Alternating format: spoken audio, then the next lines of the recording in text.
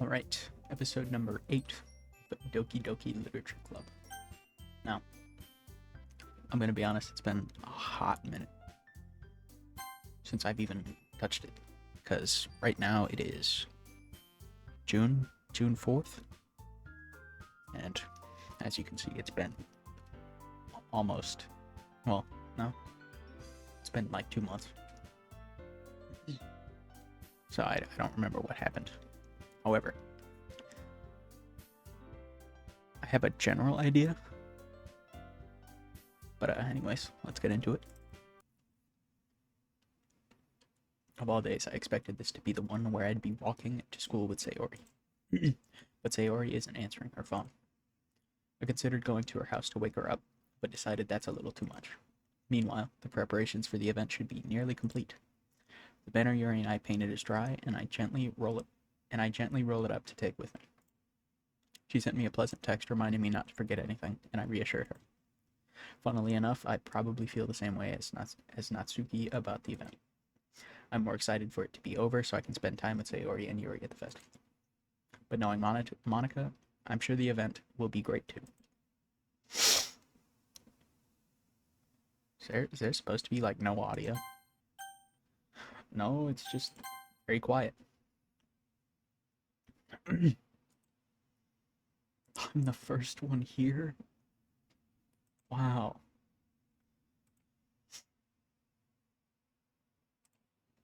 Monica is placing little booklets on each desk in the classroom. They must be the ones she prepared that have all the poems we're performing. In the end, I found a random poem online that I thought Monica would like and submitted it. So that's the one I'll be performing.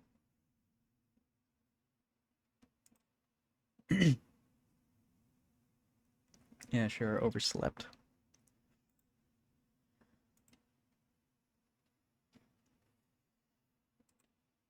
I say that, but I suddenly remember what Sayori told me yesterday, and I suddenly feel awful knowing it's not nearly that simple for her.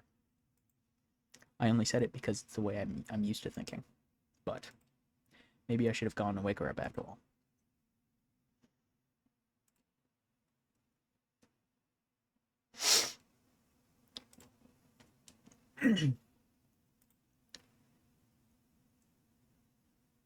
What? What are you talking about?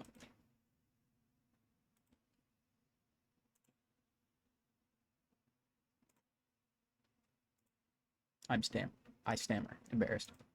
Did Sayori really tell her about it that quickly? About how I basically turned down her confession? It makes me really seem like the bad guy here. But I'm the one who knows what's best for her, right?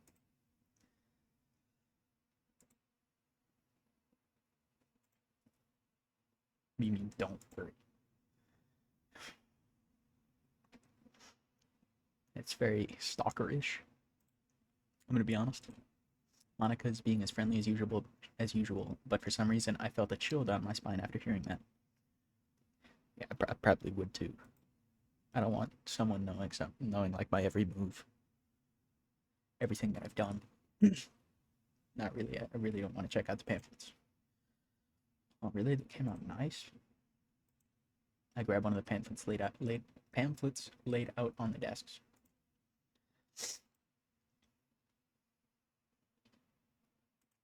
I flipped through the pages. Each member's poem is neatly printed on its own page, giving it an almost professional feel. I recognize Natsuki's and Yuri's poem from the ones they performed during our practice. I flipped to Sayori's poem. It's different from the one she practiced. It's one that I haven't read before. Ah.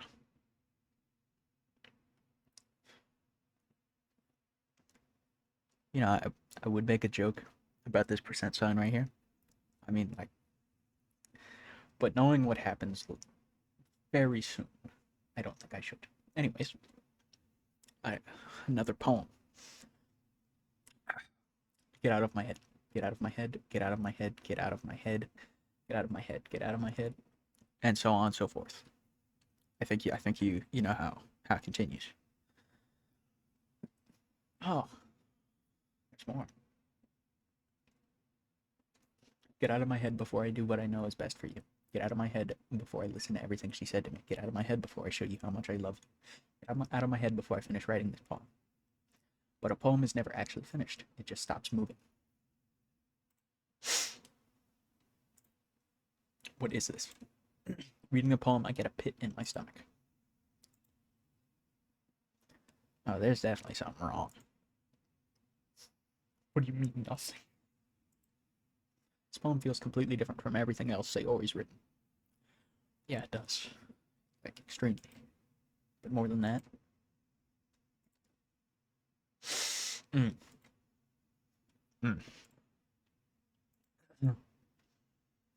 Try not to take too long. I quickly leave the classroom. You mean don't strain me? What?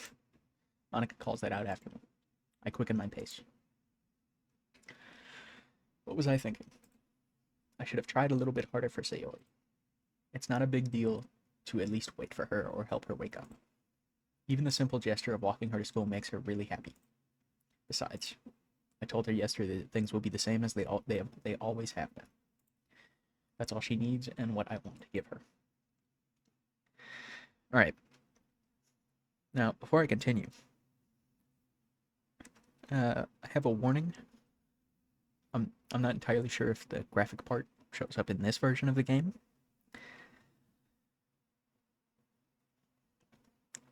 But if you're not too fond of, I guess it would be a form of self-harm. Probably, yeah. Well, then I'd skip ahead like 3 minutes. Anyways, I reach Sayori's house and knock on the door. Don't expect an answer, since she's not picking up her phone either. Like yesterday, I opened the door and let myself in. She really is a heavy sleeper. I swallow. I can't believe I ended up doing this after all. Waking her up in her own house. Isn't that more like something a boyfriend would do? In any case, just feels right. Outside Sayori's room, I knock on her door. There's no response. I really don't want to have to enter her room like this. Isn't it kind of a breach of privacy? But she really leaves me no choice. Okay, it's about to happen, so I'd at least like look away or something. I think, if it is a visual thing. I gently open the door.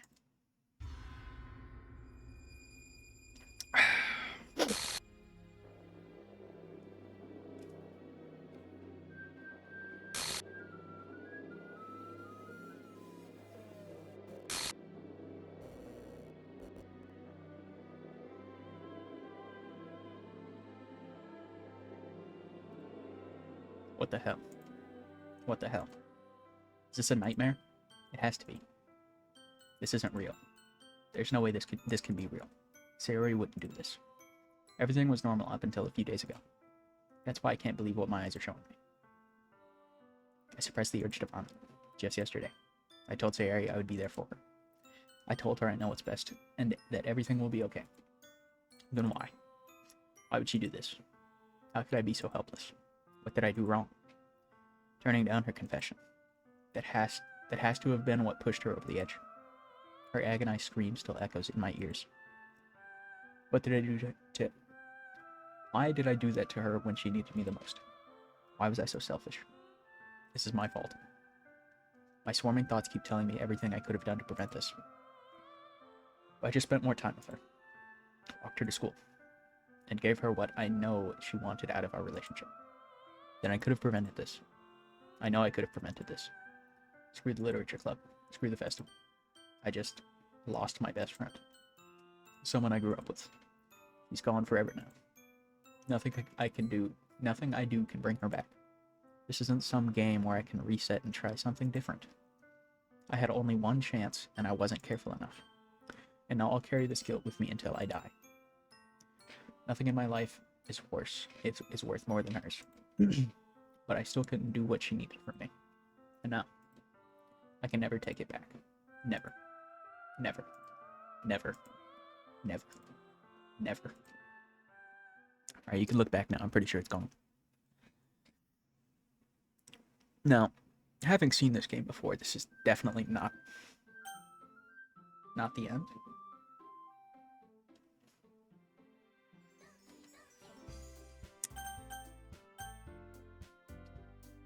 I believe to continue, I press that. Yes. I can read that. I see an annoying girl running towards me from the distance, waving her arms in the air like she's totally oblivious to any attention she might draw to herself.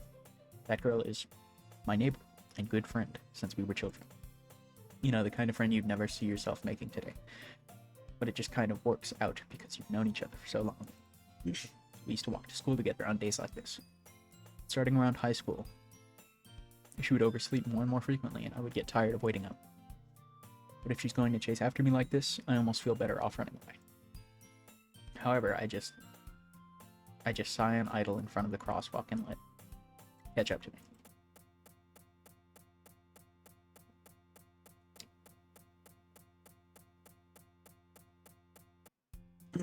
It's an ordinary school day like any other.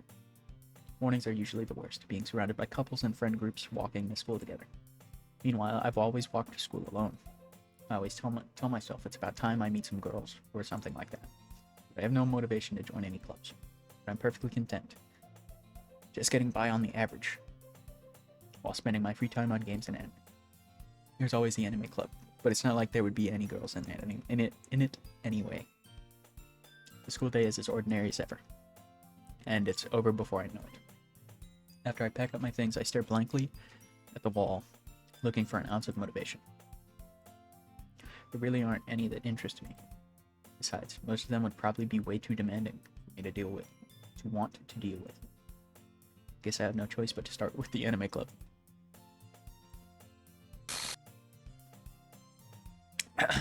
Yeah, it's Monica.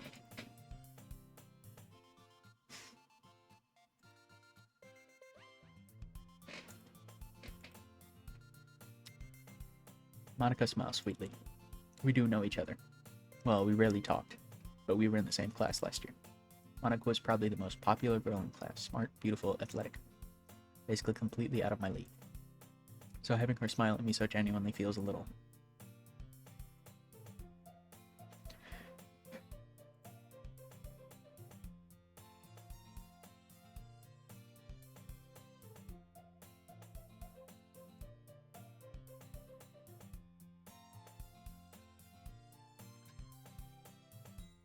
the debate club.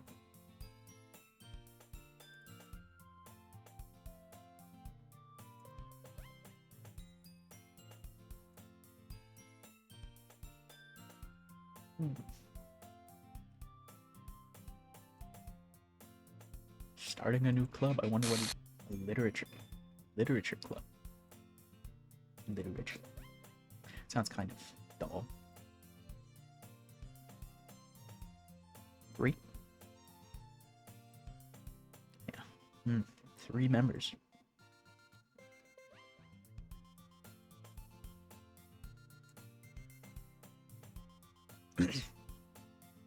I don't know.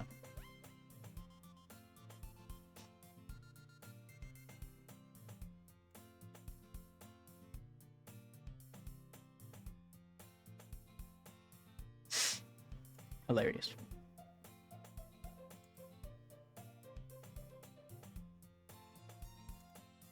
Did Monica say she?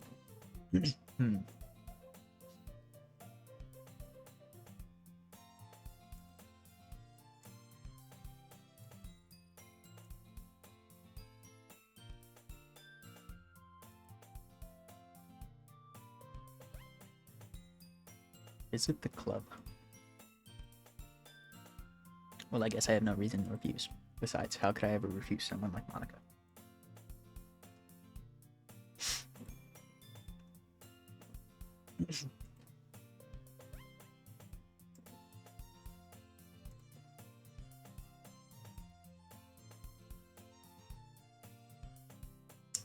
I'm more important. Really? And thus, today marks the day I sold my soul to Monica and her irresistible smile. I timidly follow Monica across the school and upstairs, a section of the school I rarely visit, being generally used for third-year classes and activities. Monica, full of energy, swings open the classroom door. I thought these sliding doors didn't, they don't swing open, they just slide.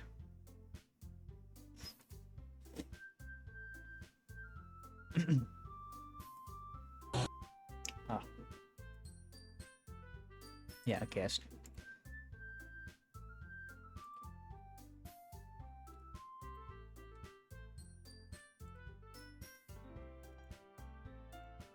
All words escape me in this situation. This club is full of incredibly cute girls. Oh.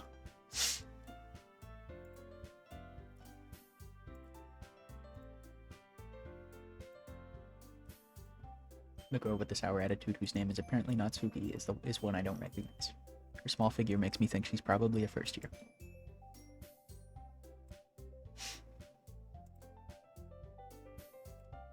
Yuri, who appears comparably more mature and timid, seems to have a hard time keeping up with someone like Natsuki.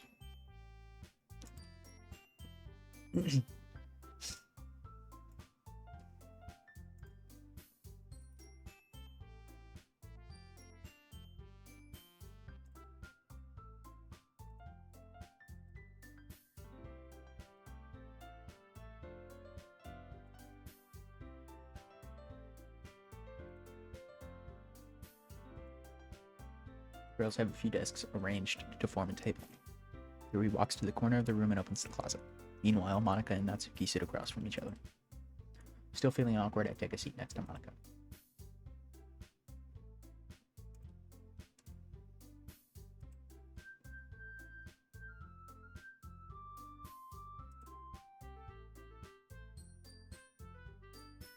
I'm not.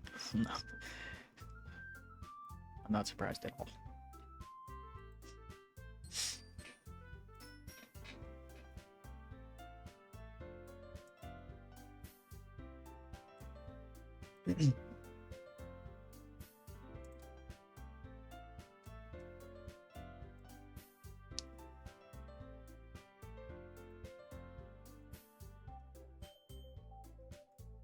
Natsuki reluctantly agrees. Such different girls, all interested in the same goal. Monica must have worked really hard just to find these two. Yuri returns to the table carrying a tea set. She carefully places a teacup in front of each of us before setting down the teapot in the middle.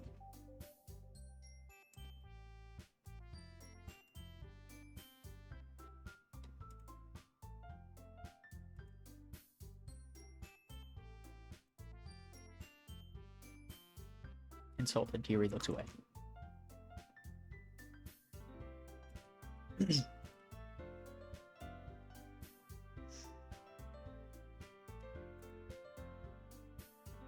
Yuri faintly smiles to herself in relief.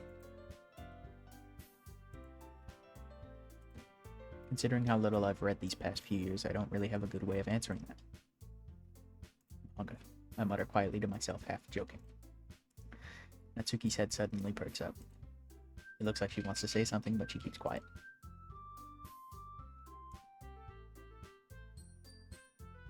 What am I saying? I spoke without thinking after seeing Yuri's sad smile.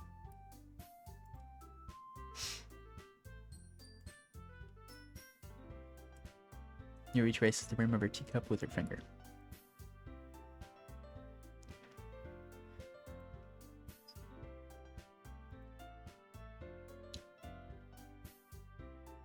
Yuri goes on, clearly passionate about her reading.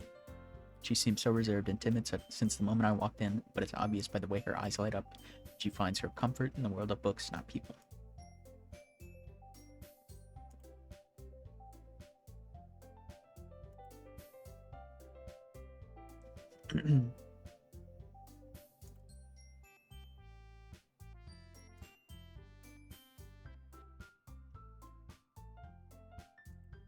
I desperately grasp something I can relate to at the minimum level. Or minimal. I think it said minimal. Anyways, at this rate, Yuri might as well be having a conversation with a rock.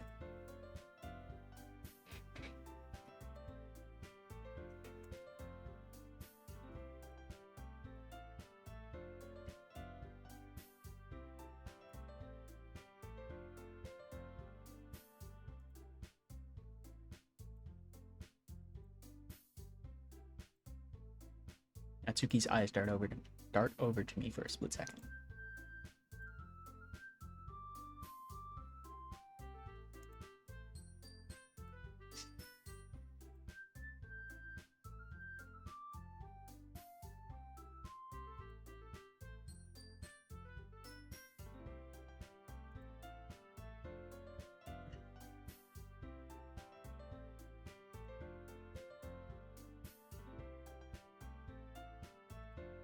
Natsuki averts her eyes.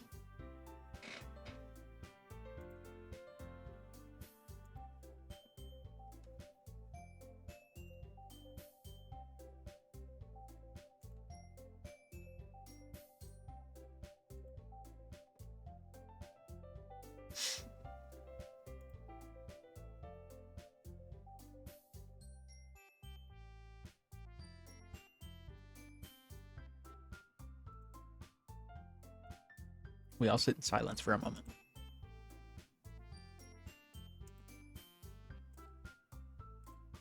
Natsuki and Yuri look quizzically at Monica.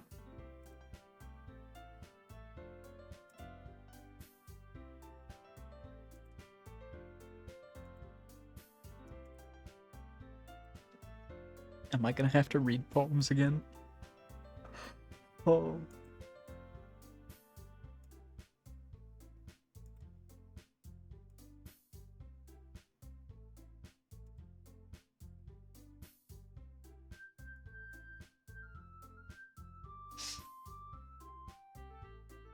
I still don't remember saying I would join.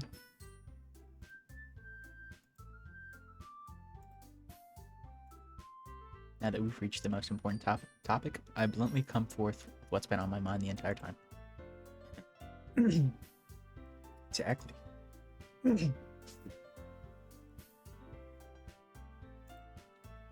I lose my train of thought. All three girls stare back at me with dejected eyes.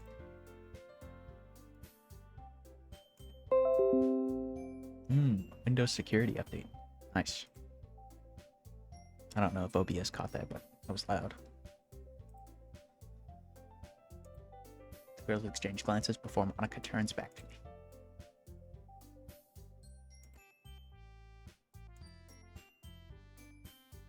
Don't have enough members.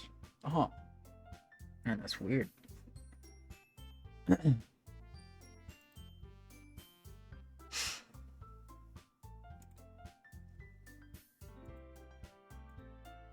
I'm defenseless against these girls. How am I supposed to make a clear-headed decision when it's like this? I would feel terrible for letting everyone down in this situation. Besides, the club itself seems pretty relaxed. So if writing poems is the price I need to pay in order to spend every day with these beautiful girls.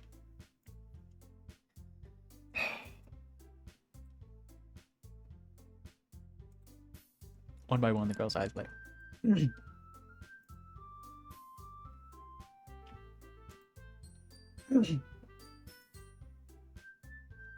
Yeah, sure, fun.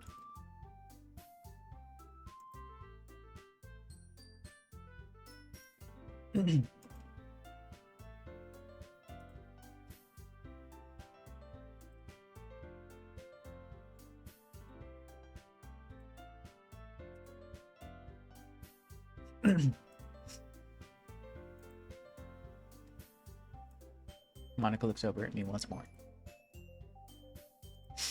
Can I really impress the class star Monica with my mediocre writing skills? I already feel the anxiety welling up inside me. Meanwhile, the girls continue to chit-chat as Yuri cleans up the tea set.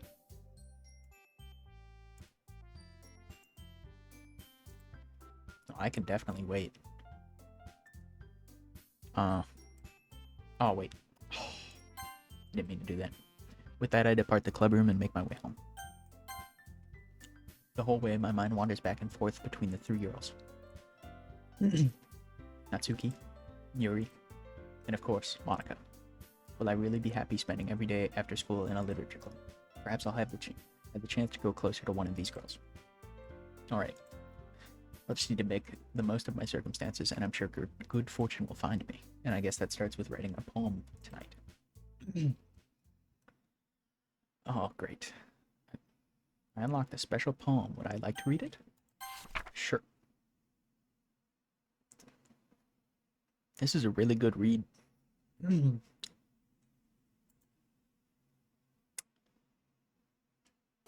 Awesome. Am I mistaken, or was Monica not here as well when I did the word choices? But anyways, I'm just gonna click random ones.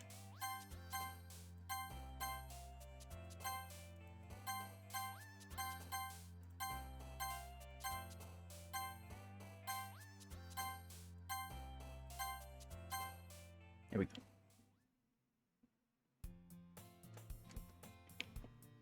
Also, I'm not sure if I was seeing things, but I could have sworn Natsuki's eyes went black. No, I'm definitely thinking about running away.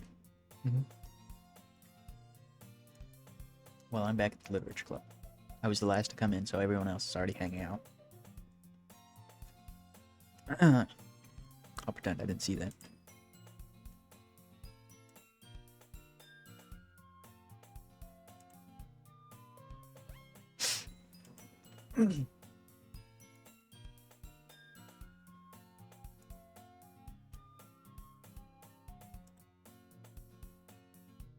Hey man, you're covering the thing. Natsuki, you certainly have a big mouth for someone who keeps a manga collection in the classroom. Or in the club room.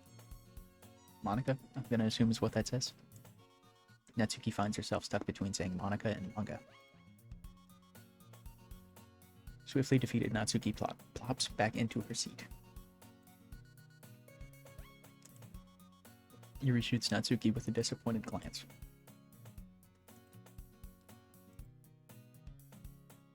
Book.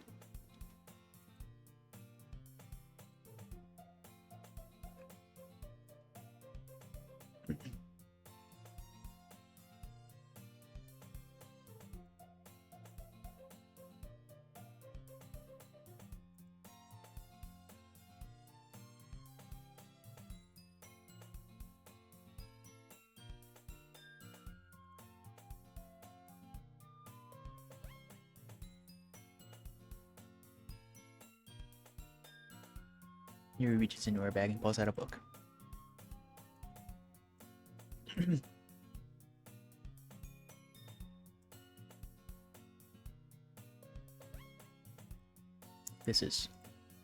How is this girl accidentally being so cute? She even picked out a book she thinks I'll like, despite me not reading much. And me being here for only 2 days at this point.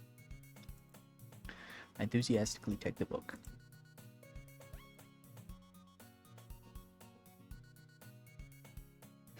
You know, I just realized, is the club room slightly tilted?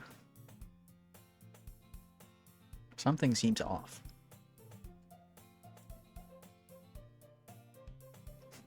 Unless it's just because I was looking at it a certain way, but I'm pretty sure it's tilted. Ah, it was. Now that everyone's settled in, I expected Monica to kick off some scheduled activities for the club. But that doesn't seem to be the case. Yuri's face is already buried in a book. I can't help but notice her intense expression, like she was waiting for this chance. Meanwhile, Natsuki is rummaging around in the closet. Oh. I hear Natsuki utter an exasperated sigh from within the closet. She seems to be annoyed by something. I approach her in case she needs a hand.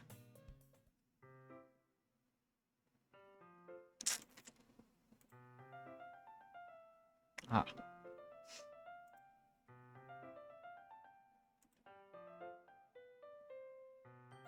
You know, I wonder if that looks about the same.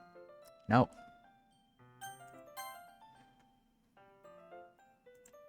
Natsuki slides a bunch of stacked books and boxes across the shelf.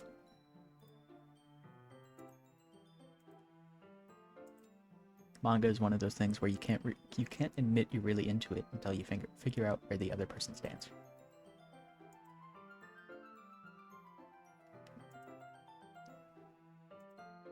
What's that supposed to mean? There's a lone volume of manga amidst a stack of various books on the side of one of the shelves. Curious, I pull it out of the stack.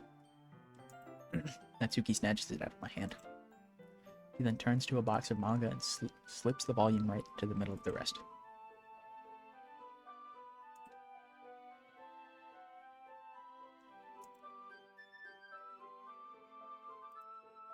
I get a closer look at the box she said she's admiring. It's a series I've never heard of in my life. That probably means it's either way out of my demographic or it's simply terrible. I mean, it could just be awful. She points to the classroom door. No, I was definitely judging. I 100% thought something.